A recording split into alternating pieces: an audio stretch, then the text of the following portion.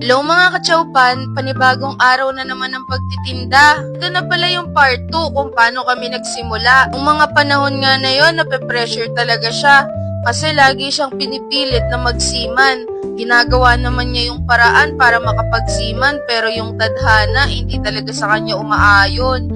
Kaya pinasuggest na lang namin kung ano ba talaga yung kapalaran niya. Kaya nagdesisyon na kami na mag-business na lang. Kahit papano naman may natira pa sa naipon namin, kaya yun na yung sinugal namin. Bago nga pala namin maisipan na mag-food cart, nagtinda muna kami ng ihaw-ihaw sa harap ng bahay. Ito talaga yung una na naisip namin na itinda. Nagpapagawa pa kasi kami ng food cart, kaya nag-ihaw-ihaw muna kami.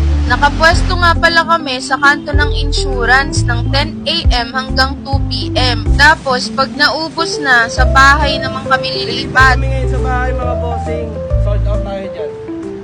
Dito nga, pag sa bahay na kami nakapwesto, sinasabay na namin yung ihaw-ihaw.